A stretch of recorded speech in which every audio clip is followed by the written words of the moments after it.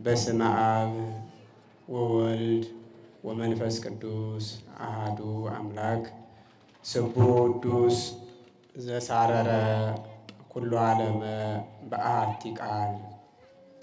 በአንድ አካላዊ ቃል ሰማይን ከነግሱ ምድርን ከነልብሱ የፈጠረ በአንድነቱ ምንታዌ በሦስትነቱ ርባኤ የሌለበት የቅዱሳን አምላክ አምላካችን እግዚአብሔር በቤቱ ስለሰበሰበን ከሁሉ አስቀድሞ ክብር ምስጋና ለስም አጠራሩ ይሁን። ሰሐበቶ ድንግል ለፈጣሪሃ በመዓዛ ድንግልናሃ። አምላክ ወልደ አምላክ አካላዊ ቃል ቀዳማዊ ቃል እግዚአብሔር ወልድን በመዓዛዋ ወደ ራሷ የሳበች እናታችን እመቤታችን ቅድስት ድንግል ማርያም ክብር ምስጋና ለስም አጠራሯ ይሁን። ክቡር መምህራችን መምህር አክሊለ ብርሃን የዚህ ወረዳ ዋና ስራ አስኪያጅ፣ ክቡራን ሊቃውንተ ቤተ ክርስቲያን እንደየደረጃችሁ በዚህ ሰዓት አምላካችሁ እግዚአብሔርን ተስፋ አድርጋችሁ በዚህ ቅዱስ ስፍራ የተሰበሰባችሁ የእግዚአብሔር ልጆች ሁላችሁም በአምላካችን በእግዚአብሔር ስም ሰላም እላችኋለሁ። እንደምን አረፈዳችሁ? እንደምን ቆያችሁ? ረሰዮ ለመሰረትኪ፣ መሰረትሽን ከፍ አደረገው። እስኪ ሁላችሁም መሰረትሽን በሉ እስኪ። ከፍ አደረገው። መሰረትሽን ከፍ አደረገው በሉ እስኪ ሁላችሁም። መሰረትሽን ምን አደረገው? ምን አደረገው? ከፍ አደረገው። እንደ እግዚአብሔር መልካም ፈቃድ ባለን አጭር ደቂቃ ውስጥ ስለ እመቤታችን ስለ ድንግል ማርያም እንማራለን። መንፈስ ቅዱስ ከመገለጡ አስቀድሞ ሐዋርያትን ያጸናቻቸው እናታችን ድንግል ማርያም ነበረች። ስለዚህ ድንግል ማርያም በሐዋርያት መጽናናት ውስጥ ታላቅ ድርሻ የነበራት ናት። ቅዱስ ኤፍሬም ይህንን ሲናገር እንዲህ ይላል፣ ልዕልት ታሕተ ሥላሴ፣ ከሥላሴ በታች ንግሥት ነሽ አለ። ከማን በታች ንግሥት ነሽ ነው ያለው? ከማን በታች? ወመጽንዒት ታሕተ ጰራቅሊጦስ፣ ከጰራቅሊጦስ በታች ደግሞ የምታጽናኝ ነሽ ብሏል ሊቁ። ስለዚህ ከአምላካችን ከእግዚአብሔር በታች የምታጽናናን እናታችን ድንግል ማርያም ናት። ዛሬ እግዚአብሔር ቢፈቅድ በዚህ ቃል የእመቤታችንን ታሪክ ከአበው ሊቃውንት እየጠቀስን እንማራለን። እግዚአብሔር ለሁላችን ምስጢሩን ይግለጥልን። ልዑለ ረሰዮ ለመሰረትኪ፣ ድንግል ሆይ እግዚአብሔር መሰረትሽን ከፍ አደረገው። እግዚአብሔር መሰረትሽን ከቅዱሳን መላእክት ሕሊና በላይ ከደቂቀ አዳም ልቡናም በላይ ከፍ አደረገው፣ አራቀው አለ።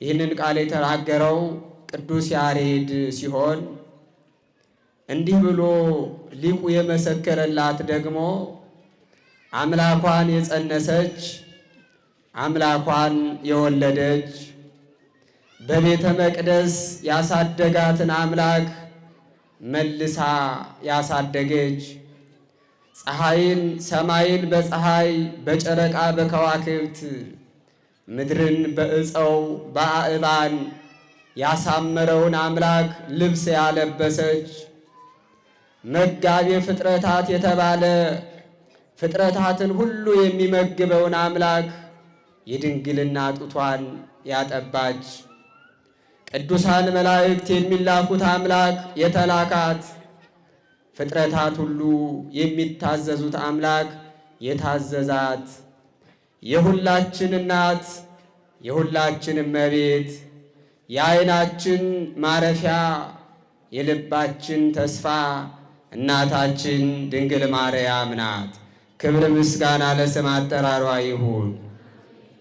እንደ እግዚአብሔር መልካም ፈቃድ በዚህ ኃይለ ቃል መነሻነት እመቤታችን የማትመረመር እንደሆነች ስራዋም የማይደረስበት እንደሆነ እንማራለን። ድንግል ማርያም ዓለም ያላነበባት መጽሐፍ ናት። ድንግል ማርያም መተርጉማን ያልተረጎሟት ትርጓሜ ናት። ድንግል ማርያም ያልተራቀቀች ምስጢር ናት። ስለዚህ እመቤታችን የማትመረመር መሆኗን ከታሪኳ ተነስተን እንማራለን። እግዚአብሔር ለሁላችን ምስጢሩን ይግለጥልን። የትምህርታችን መሰረታዊ ዓላማ አሁን ዛሬ ስለ እመቤታችን ብዙ ጥያቄዎች ይጠየቃሉ፣ ብዙ መልሶችም ይሰጣሉ። የትምህርታችን ዓላማ ግን ድንግል ማርያም ከሚጠየቀውም ጥያቄ ከሚመለሰውም መልስ በላይ እንደሆነች ማስረዳት ነው። ቅዱስ ያሬድ መሰረትሽን እግዚአብሔር ከፍ አደረገው አለ፣ አራቀው፣ ታሸሸው፣ የሰው አእምሮ የመላእክት ልቡና እንዳይደርስበት አደረገው አለ። አዎ የድንግል ማርያም መሰረቷ ሩቅ ነው ምእመናን። ድንግል ማርያም ከየት ነው የተነሳችው? የድንግል ማርያም መነሻዋ የት ነው? የድንግል ማርያም መሰረቷ የት ነው? መጻሕፍት የእኛን ታሪክ እንደሚዘግቡት የድንግል ማርያምን ታሪክ አልዘገቡትም። ከአባቷ ከቅዱስ ኢያቄም ከእናቷ ከቅድስት ሐና ተወለደች ብለው ታሪኳን አይጀምሩም።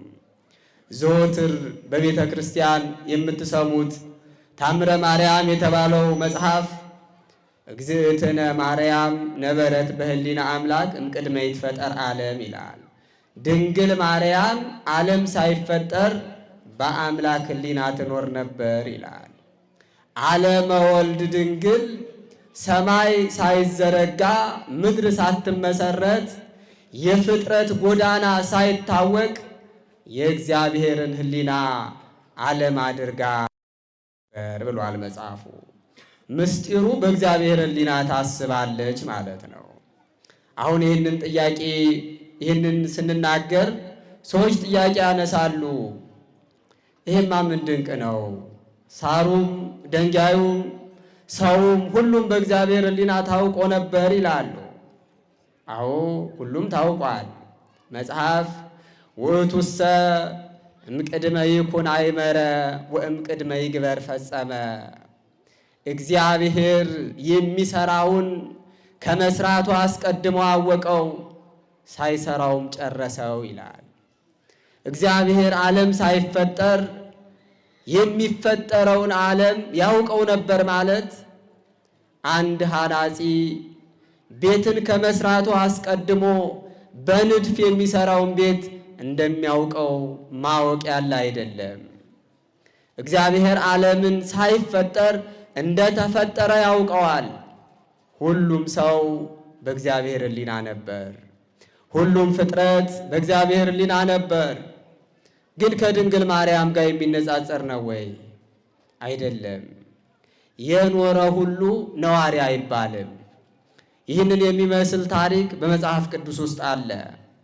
የዮሐንስ ወንጌል ምዕራፍ 2 ቁጥር 1 ስትመለከቱ ሰርግ ሆነ አለና ከታች ወረድ ብሎ ወሃለወት እየሙ ለእግዚእነ አለ። የጌታም እናት በዚያ ነበረች አለ። የማን እናት በዚያ ነበረች? አራት ሰሙ። የማን እናት ነበረች? የጌታ እናት። አሁን በቀላሉ ለመረዳት በሰርጉ ቤት ውስጥ የነበረችው እመቤታችን ብቻ ናት? ሙሽራው የለም፣ አጃቢዎቹ የሉም። ሌሎችስ ብዙ ሰዎች በሰርጉ ቤት ውስጥ አልነበሩም? ነበሩ። ግን ቅዱስ ዮሐንስ ወንጌላዊ መኖርን ለእመቤታችን ለድንግል ማርያም ሰጠና ወሀለወት እየሙ ለእግዚእነ የጌታ እናት በዚያ ነበረች አለ። ምስጢሩ ምንድን ነው? በዛ ቤት ውስጥ አንድ አይነት ሰዎች ነበሩ። ወይን የሚያልቅባቸው፣ ባዶነት የሚሰማቸው፣ እኩሉ የሚያሳፍር ሌላው ደግሞ የሚያፍር፣ የሚጨነቁ የሚያዝኑ ናቸው። ከእነሱ መካከል ግን ውሃውን ከልጇ ተማልዳ ወደ ወይንነት የምትቀይር፣ የጎደለውን የምትሞላ፣ ባዶነትን የምታስወግድ፣ ችግራቸውን ሄደው ሳይነግሯት የምትረዳ ድንግል ማርያም በዛ ቤት ውስጥ ነበረች። ስለዚህ የሚያዝኑትን አልጠቀሳቸውም። በቤቱ ውስጥ እጅግ አስፈላጊ የነበረችውን ድንግል ማርያምን ግን እመቤታችን በዚያ ነበረች አለ ወንጌላዊ። በዚያ ነበረች አለ። የተወደዳችሁ ምእመናን በሕይወት ዘመናችሁ ሁሉ እመቤታችን ከእናንተ እንዳትለይ ጸልዩ። እመቤታችን እንዳትለያችሁ ጸልዩ። እግዚአብሔር ድንግል ማርያምን ሰማይ አድርጎ ነው የሰጠን። ዓይን ያለ ሰማይ ሊያርፍ አይችልም። የሰውም ልብ ያለ ድንግል ማርያም አያርፍም። በዘመናችሁ ሁሉ ከእርሷ እንዳትለዩ ጸልዩ። ባዶነት ቢሰማችሁ፣ ሰዎች ቢለዩአችሁ፣ ዘመድ ቢጠላችሁ፣ መንገዳችሁ ያልተስተካከለ ቢሆን፣ ሕይወታችሁ ቢጨልም፣ በየትኛውም ሁኔታ ውስጥ ብትሆኑ እመቤታችን ከእናንተ እንዳትለይ ጸልዩ። ድንግል ማርያምን ጥሯት። የጌታዬ እናት በሉ ሁላችሁም። በእውነት በምንም ሁኔታ ውስጥ ብንሆን እርሷ ለውሻ እንኳን የራራች ናት። አባቶቻችን ሲጸልዩ ድንግል ሆይ ላልጠየቀሽ ውሻ፣ ስምሽን ላልጠራ ውሻ የራራሽ፣ እኔ በምግባሬ ውሻ እንኳን ቢሆን እኔን አስቢኝ እያሉ ይማጸኗታል። እመቤታችንን አደራ ያለ በእውነት ወድቆ አይወድቅም። ሕይወታችሁን ለድንግል ማርያም አደራ ስጡ። ሀብታችሁን ለእሷ አደራ ስጧት። እሷ ትጠብቀዋለች። እግዚአብሔር ለሁላችን ማስተዋሉን ያድለን። በዚህ በእመቤታችን ታሪክ ላይ አንድ ታሪክ እናገኛለን። አንዲት ሴት ነበረች ይላል። ይህችም ሴት ደግሞ ድሃ ናት። አንድ ልጅ ነበራት። ከዚያ ከአንዱ ልጅ በቀር ሌላ ዘመድ ፈጽሞ አልነበራትም እና ወስዳ ቤተ ክርስቲያን ሄዳ ልጇን ለእመቤታችን አደራ ብላ ሰጠች። ያ ልጅ ወንበዴ ሆነና ኋላ ተፈረደበት፣ ተሰቀለ። ልጅሽ እኮ ተሰቀለ ብለው ነገሯት። ይቺ ሴት በዚያን ጊዜ የት ነው የተሰቀለው ብላ አልጠየቀችም። ወደ ልጇም አልሄደችም። ወደ እመቤታችን ቤተ መቅደስ አቀናች። በዚያም ሄዳ እመቤታችንን እንዲህ አለቻት፣ ልጄን አደራ ሰጥቼሽ ነበር፣ የሰጠውሽን ልጅ እንዴት አሳልፈሽ ሰጠሽብኝ ብላ እመቤታችንን ተማጸነቻት። ልጄን ስጭኝ አለቻት። እምነቷ ጽኑ ነው። ያን ጊዜ ልጁ ከተሰቀለበት መስቀል ወርዶ እናቱ ወዳለችበት ቤተ መቅደስ መጣ። እናቱን አገኛት። የት ነበር ካለችው፣ ለ3 ቀን ተሰቅዬ ነበር።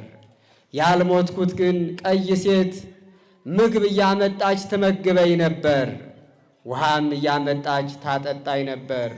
አሁንም ከመስቀሉ አውርዳ ወደ አንቺ ላከችኝ አላት። የእመቤታችን ስሟ የተመሰገነ ይሁን።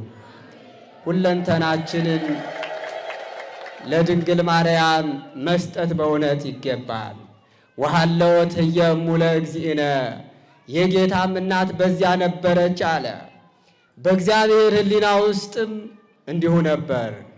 አዎ ሁሉም ፍጥረት ነበር። ኪሩቤል በእግዚአብሔር ሕሊና ውስጥ ነበሩ፣ ጸወርተ መንበር ሆነው ነው። ሱራፌል በእግዚአብሔር ሕሊና ውስጥ ነበሩ፣ አጠንተ መንበር ሆነው ነው። መላእክት ሲላኩ፣ ነቢያት ትንቢት ሲናገሩ፣ ሐዋርያት ሲሰብኩ፣ ሊቃውንት ሲያመሰጥሩ፣ እኛ እንኳን ዛሬ ባለን መልክ ዛሬ ባለን ሥራ በእግዚአብሔር ሕሊና ውስጥ ታስበን ነበር። እመቤታችን ግን ትለያለች። ድንግል ማርያም ግን በእግዚአብሔር ሕሊና ውስጥ ተአምር ሆና ትኖር ነበር። ምን ሆና ትኖር ነበር አልኳችሁ? ምን ሆና ትኖር ነበር? ተአምር ሆና ትኖር ነበር። ለዚህ ነው ሊቁ እምቅድመ ትሳረር ምድረ ገነት ወስነ ጽጌያት ያስተርኢ በሕሊና አምላክ ዘሃሎ ተአምርኪ በቋኢ ያለው። ገና ምዕራፍ አዳም ገነት ሳትዘጋጅ በእግዚአብሔር ሕሊና ውስጥ እመቤታችን ጉልህ ሆና ተአምር ሆና እንደኖረች ሊቁ እንዲህ አስረድት። ስለዚህ ጠቅለል አድርገን ስንመለከተው ዓለም ሳይፈጠር በእግዚአብሔር ሕሊና ውስጥ ሁለት ዓለማት ነበሩ። ስንት ዓለማት ነበሩ? ስንት ዓለማት? አንዲቱ ተገኝታ የምትሰደድ ናት። ተገኝታ የምትሰደድ በርታ የምትጨልም ናት። ሁለተኛይቱ ዓለም ደግሞ የጠፋችው ዓለም የምትገኝባት የጨለመችው ዓለም ከብርሃኗ የተነሳ የምትበራባት ዓለም ናት። ይህችኛዋ ደገኛዋ ዓለም ወድቀን የነበርን እኛ የተነሳንባት፣ አዝነን የነበርን እኛ የተጽናናንባት፣ ተርበን የነበርን እኛ ከፍሬዋ ተመግበን የጠገብንባት፣ ተጠምተን የነበርን እኛ ከውሃዋ ጠጥተን የረካንባት የሁላችን እናት እመቤታችን ድንግል ማርያም ናት። ክብር ምስጋና ለስም አጠራሯ ይሁን። ስለዚህ የእመቤታችን የድንግል ማርያም የታሪኳ መነሻ የእግዚአብሔር ሕሊና ነው። በእግዚአብሔር ሕሊና ውስጥ ሁሉም ነበረ፣ ግን ድንግል ማርያም ተአምር ሆና ትኖር ነበር። ምንድን ነው ተአምር? የእግዚአብሔር እናት ሆኖ በእግዚአብሔር ሕሊና ውስጥ መኖር ነው ተአምር ማለት። እግዚአብሔር እናቱን ያውቃት ነበር በሕሊናው። ድንግል ማርያም ተገኝታ እናቱ እንደምትሆን በሕሊናው አስቧት ነበር። እስኪ አስተውሉ። እግዚአብሔር ሁሉንም በሕሊናው ያየው ነበር። መላእክትን ያያቸው ነበር። እኛን ያየን ነበር። ሰማይን ማደሪያ ሆኖ ያየው ነበር። ምድርን የእግር መመላለሻ ሆና ያያት ነበር። እናታችን ደግሞ ድንግል ማርያምን ስታጠባው ያያት ነበር። ስትጸንሰው ያያት ነበር። ስትወልደው ያያት ነበር። ተሸክማው ወደ ምድረ ግብፅ ስትሰደድ ያያት ነበር። ተአምር ማለት በእውነት ይህ ነው። እግዚአብሔር ለሁላችን ምስጢሩን ይግለጥልን። ከዚያ ቀጥላ ድንግል ማርያም ወደ ሕሊና መላእክት ትወርዳለች፣ አባቶቻችን እንደነገሩን። ኋላ ግን በአብራከ አዳም ተገኘች። አባ ሕርያቆስ አንቲ ውእቱ ተስፋሁ ለአዳም አመ ይሰደድም ገነት። አዳም በተሰደደ ጊዜ የአዳም ተስፋው አንቺ ነሽ አለ። ከገነት በተሰደደ ጊዜ የአዳም ተስፋው አንቺ ነሽ አላት እመቤታችንን። ይህ በእውነት መጽሐፍ ቅዱሳዊ ነው። አሁን እመቤታችን ለአዳም ተስፋው ነበረች። መጽሐፍ ቅዱስ ይህንን ይመሰክራል። አሁን አስተውሉ። እግዚአብሔር እሱን ብቻ ተስፋ እንድናደርግ አልፈለገም፣ እናቱንም ተስፋ እንድናደርጋት ፈልጎ ነበር። እሱም ብቻ እንድንጠብቀውም አላዘዘንም፣ ድንግል ማርያምንም እንድንጠብቃት እግዚአብሔር ፈልጎ ነበር። ለዚህ ነው አዳምን እትወለድም ወለተ ወለትከ ወእድህክ ውስተ መርህብከ ያለው። ከልጅ ልጅ እወለዳለሁ አለው። አያችሁ፣ እግዚአብሔር እንደሚመጣ ብቻ አልነገረንም፣ በየት በኩል እንደሚመጣም ነግሮናል። እንደሚወለድ ብቻ አልነገረንም፣ ከማን እንደሚወለድም ነግሮናል። ነቢየ እግዚአብሔር ኢሳይያስ በትንቢተ ኢሳይያስ ምዕራፍ 7 ቁጥር 14 ላይ ወናሁ ይሁበክሙ እግዚአብሔር ትእምርተ እናንተ የሰው ልጆች ሆይ ተስፋ እንደቆረጣችሁ አትቀሩም፣ ጨለማ እንደጸናባችሁም አትቀሩም፣ ሁከት እንደጸናባችሁ አትቀሩም። የመዳን ቀን ይመጣል፣ ለመዳናችሁም እግዚአብሔር ምልክትን ይሰጣችኋል፣ ምልክቲቱ ደግሞ ድንግል ናት ብሎ እግዚአብሔር በነቢዩ አናግሯል። ስለዚህ አባቶቻችን ክርስቶስን ብቻ አልጠበቁም፣ እመቤታችንንም ጠብቀዋታል። ንጉሡን ብቻ አልጠበቁም፣ ዙፋኑንም ይጠብቋት ነበር። ዕፀ ሕይወት ክርስቶስን ብቻ ሳይሆን ዕፀ ሕይወት ክርስቶስ የሚገኝባትን የወይኗን ሐረግ ድንግል ማርያምን ይጠብቋት ነበር። ፀሐዩን ብቻ አልጠበቁም፣ ሰማዩንም ይጠብቁት ነበር። ዘመኑ የጨለማ ነበር፣ የሐዘን ነበር። በዚያ በጨለማ ውስጥ ሆነው ግን ይጠባበቁ ነበር ድንግል ማርያምን፣ ልጇን ኢየሱስ ክርስቶስን። ጌርሎስ የተባለ የቤተ ክርስቲያናችን ሊቅ ይሄንን ሲተረጉም እንዲህ ይላል። ንሕነሰ ንብል በከመ ነበረ ኩሉ ዓለም ውስተ ጽልመት እምቅድመ ይትፈጠር ብርሃን ወከመ ኢተአምሩ አዝማን ወመዋዕል ወዓመታት እምቅድመ ይትፈጠሩ ፀሐይ ወወርኅ ወከዋክብት። ብርሃን ሳይፈጠር ዓለም በጨለማ ውስጥ እንደነበረ፣ ፀሐይ፣ ጨረቃ፣ ከዋክብትም ሳይፈጠሩ የዘመናት ጎዳናቸውና መንገዳቸው እንዳልተገኘ ወከማሁ ኢተአምረ ሕይወቱ ለሰብ ወብርሃኑ ለእጓለ እመሕያው እምቅድመ ትትወለድ ድንግል ወእምቅድመ ትለዶ ለመድኃኔ ዓለም። እንደዚህ ሁሉ የሰው ልጅም የድነት ጎዳናው የሕይወት መንገዱ እመቤታችን ድንግል ማርያም ሳትወለድ ክርስቶስንም እሷ ሳትወልደው አልታወቀም ነበር አለ። እስመ ኩሉ ዓለም ነበረ ውስተ ጽልመት ዘኢይክሉ አብርሆቶ አእላፍ ብርሃናተ ፀሐይ።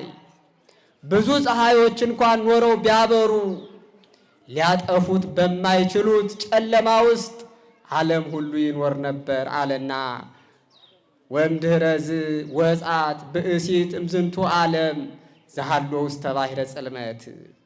ከዚህ በኋላ ግን በዚሁ በጨለማ ውስጥ ካለው ዓለም ለፀሐዩ ሰማይ የምትሆን ለብርሃን ምክንያት የምትሆን አንዲት ሴት ወጣች አለ። እሷ እናታችን ድንግል ማርያም ናት። ክብር ምስጋና ለስም አጠራሯ ይሁን። የእመቤታችን መገኘት ምእመናን እንደው እንደ አንድ ሰው ልደት ብቻ የሚታይ አይደለም። ሊቃውንቱ እንዳስረዱን እንደ ሰማይ መዘርጋት ይታያል፣ እንደ ምድር መፈጠር ይታያል። ገብረ ማርያም የተባለ የኢትዮጵያ ደራሲ አለ፣ ኪዳነ ምሕረት የሚል መጽሐፍ የጻፈ። በዚያ መጽሐፉ ላይ ምን ይላል? እመቤታችን በተወለደች ዕለት ተፈስሑ ኢያቄሙ ሐና ወኩሉ ቤተ እስራኤል። ድንግል በተወለደች ጊዜ ኢያቄምና ሐና እነሆ በዚያ የነበሩት ሁሉ ደስ አላቸው አለ። ለምን? እስመ ይእተ አሚረ ጸንዓት ሰማይ ዳግሚት በከርሰ ሐና ወይእተ አሚረ ተሳረረት ምድር ዳግሚት በከርሰ ሐና። ያን ጊዜ በሐና ማኅፀን እውነተኛው ፀሐይ የሚወጣባት ድንግል ማርያም ተመሰረተች። የሕይወት ፍሬ የሚበቅልባት ድንግል ማርያም በሐና ማኅፀን ተገኝታለችና ሁሉ ደስ አላቸው አለ። ስለዚህ የእመቤታችን መገኘቷ ለምእመናን ቀላል አይደለም። ረድኤቷን በሁላችን ያሳድርብን። ከዚያ በኋላ ወደ ቤተ መቅደስ ነው የሄደችው። ታሪኩን አሳጥረዋለሁ። ቀጥላ በጣም የምንመለከተው 15 ዓመት ከሆናት በኋላ ገብርኤል ወደ ድንግል ማርያም መጣ። ወደ ማን መጣ ነው ያልኳችሁ? ወደ ማን መጣ? ይገርማቸዋል። አባቶቻችን ያራቅቁታል። እግዚአብሔር ግን እንዴት ቃሉን ለወጠ ይላሉ። ምን ብሎን ነበር እግዚአብሔር? ሰማይኒ መንበርየ ወምድርኒ መከየደ እገርየ አየኑ መካነ ተሐንጹ ለማኅደርየ። እናንተ የሰው ልጆች ለእኔ ምን ታደርጉልኛላችሁ? ሰማይን እንሰጥሃለን አትሉኝ። ሰማይን የፈጠርኩ እኔ ነኝ። ምድርን እንሰጥሃለን አትሉኝ፣ ምድርን የመሰረትኩ እኔ ነኝ። እንመግብሃለን አትሉኝም፣ እኔ አልራብም። እናጠጣሃለን አትሉኝም፣ እኔ አልጠማም። እናንተ ለእኔ ምን ማድረግ ትችላላችሁ? ምንም አታደርጉልኝም ብሎን ነበር። ቃሉን ለውጦ ነው ወይ ገብርኤላችን የላከው እያሉ ሊቃውንት ይረቀቁበታል። መጣና ያ እግዚአብሔር ሽማግሌ ላከ። በማኅፀንሽ ልደር አለ። በየት ታኖሩኛላችሁ ብሎ ለጠየቀን አምላክ ድንግል ማርያም ይኸው ማኅፀኔ ብላ እኛን ወክላ ፈቀደች። ምን ትመግቡኛላችሁ ላለን አምላክ የድንግልና ጡቷን አጠባችሁ። ይሄ በእውነት ድንቅ ነው። ዓለምን ያሳረፈው አምላክ እመቤታችን ይኩነኒ ስትል በድንግል ማርያም ማኅፀን አረፈ። ይሄ በእውነት የማይመረመር የማይደረስበት ድንቅ ምስጢር ነው። ቤተ ክርስቲያን ከዚህ የሚበልጥ ምስጢር የላትም። በእውነት በእመቤታችን ማኅፀን ያደረው ቦታ የሌለው አምላክ ነው። መወሰኛ የሌለው አምላክ ነው። ዓለም የሌለው አምላክ ነው።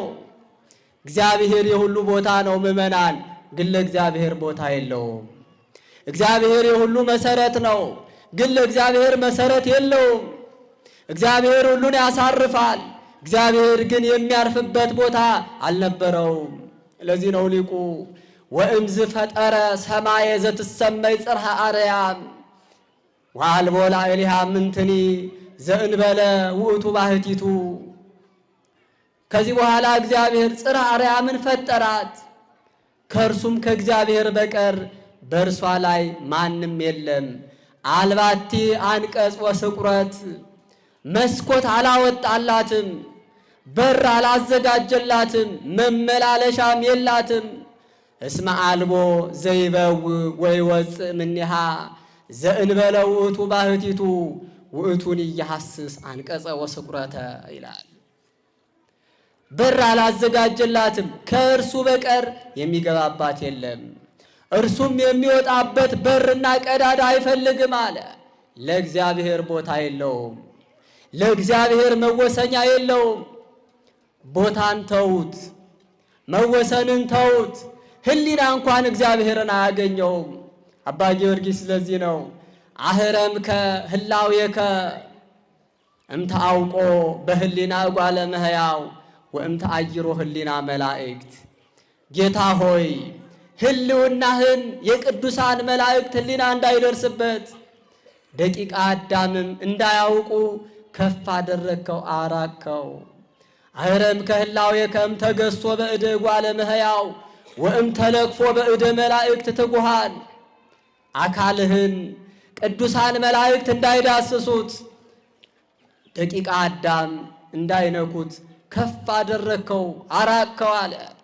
አህረምከ ህላዌከ እምተነጽሮ ለኩሉ በከመ ፈቀደ ዘእንበለ በከመ ፈቀድከ።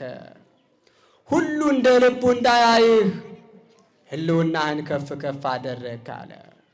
እግዚአብሔር ሁሉን ይወስነዋል። ህሊናትን ሁሉ ይወስናቸዋል፣ ቦታን ሁሉ ይወስነዋል። ግን መወሰኛ የለውም፣ መወሰኛ የለውም። ቦታዎች ሁሉ ተሰብስበው ለእግዚአብሔር ቦታ አይደሉም። እርሱ በሁሉ አለ፣ ግን ሁሉ ተሰብስበው እሱን አይዘውም።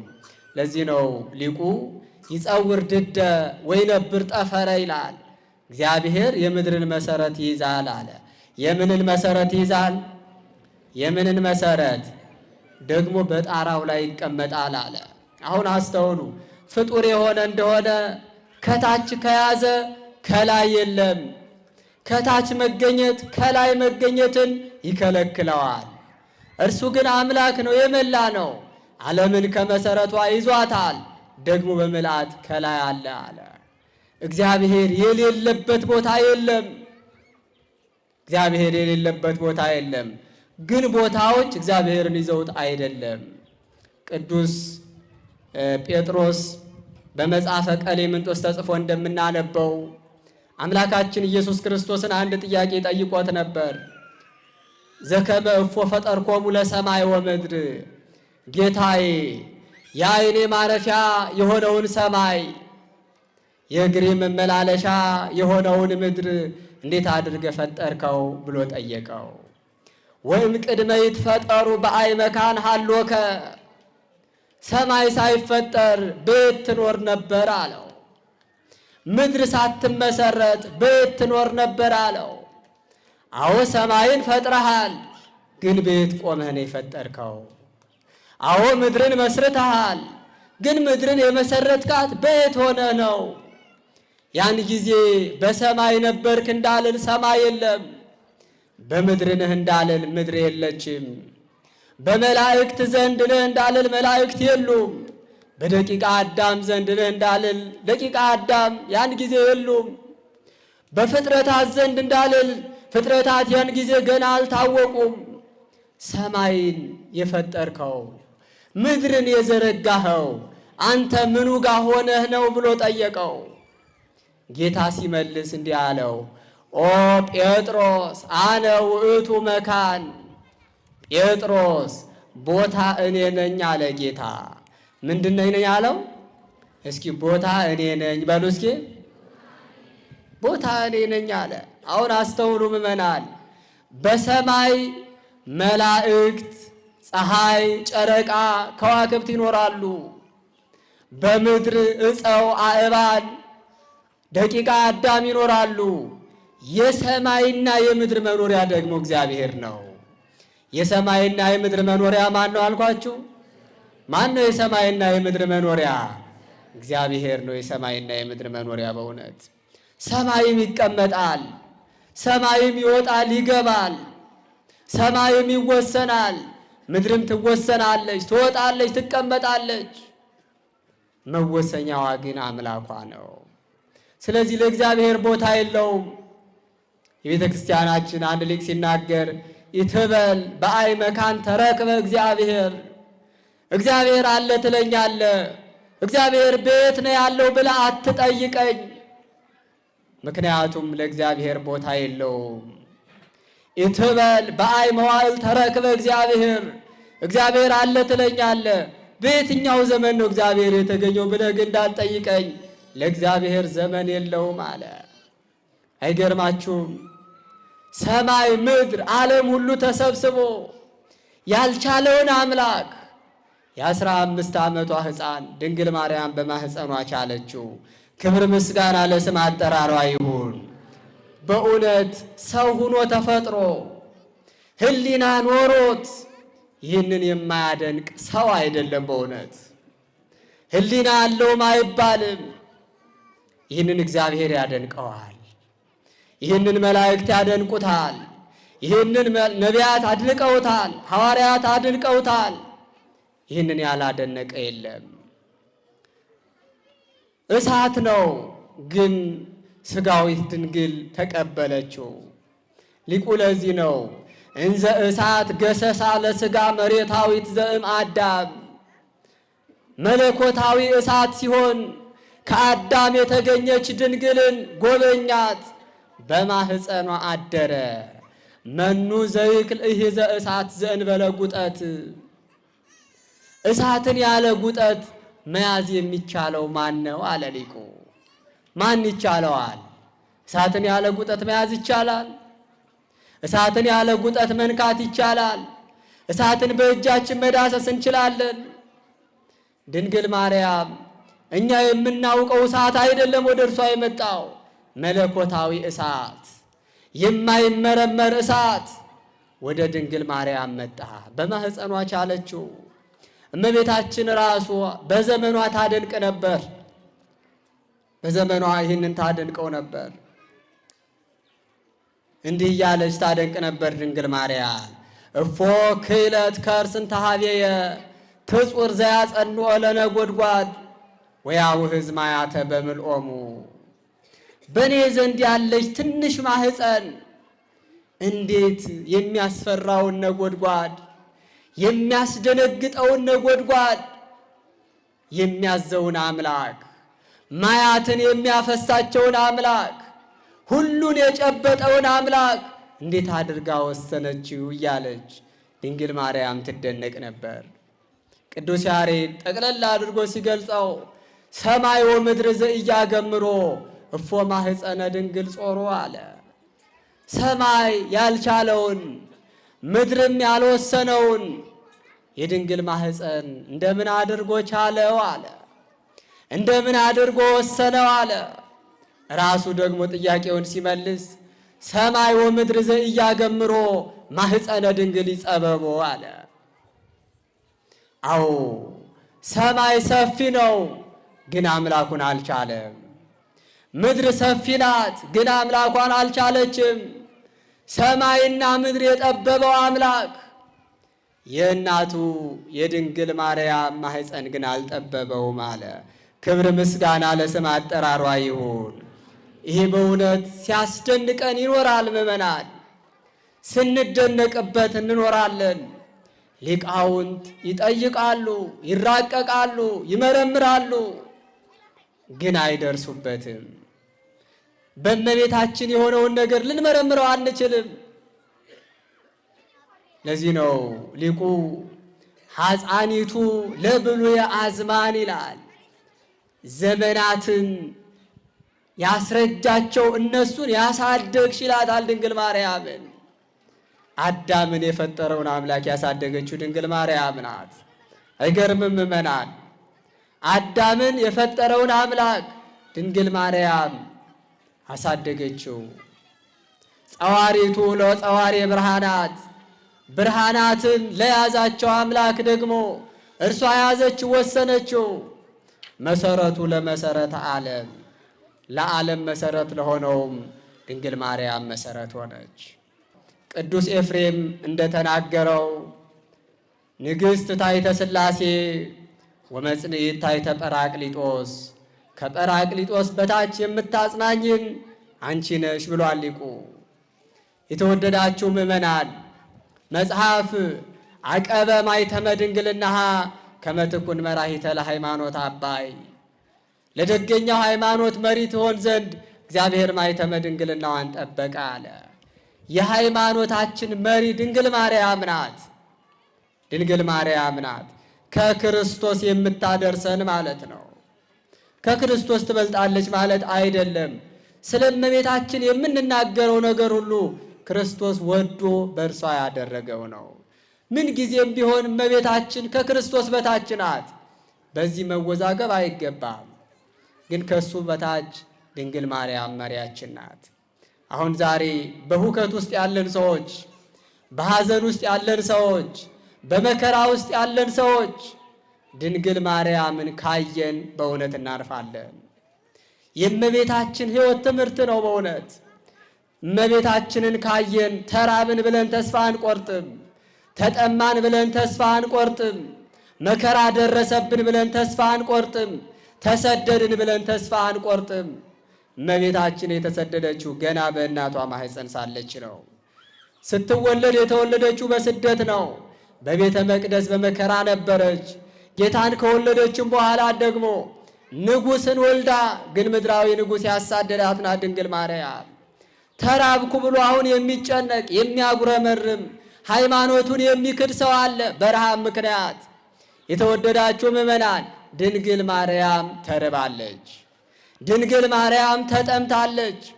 እውነተኛውን የሕይወት ምግብ አዝላ የተራበች፣ እውነተኛውን የሕይወት መጠጥ አዝላ የተጠማች እናታችን ድንግል ማርያም ናት። እሷን ካየን የእኛ መከራ ምንም እንዳልሆነ በእውነት ይታየናል። በቀራንዮም ተመልከቱ፣ የእመቤታችን ዘመዷ አንድ ክርስቶስ ብቻ ነበር። ሊቃውንት ተመራምረው መልስ ከማይሰጡት ነገር አንዱ ድንግል ማርያም ጌታን እንዴት ነበር የምትወደው? ለእንስሳት የምታለቅስ ከሆነ፣ ለኃጥአን የምታለቅስ ከሆነ፣ ለተፈጠረው ፍጥረት ሁሉ የምታዝን ከሆነ ሁሉን የምትወድ ድንግል ልጇን እንዴት ነበር የምትወደው? ይህ አይመረመርም ይላሉ ሊቃውንት። እንዲህ የምትወደው ልጇ ተሰቅሎባታል። በመልዕልተ መስቀል የእመቤታችንን ለቅሶ በተለይ በዕለተ ዓርብ በእውነት ሁላችሁም ሰምታችሁታል። አሁን እኛ ልንጽናና በእውነት በዚህ ይገባናል። እሷ ከተራበች የእኛ ረሃብ ምንድን ነው? እሷ ከተጠማች የኛ መጠማት ምንድን ነው? እሷ ከተሰደደች የኛ መሰደድ ምንድን ነው?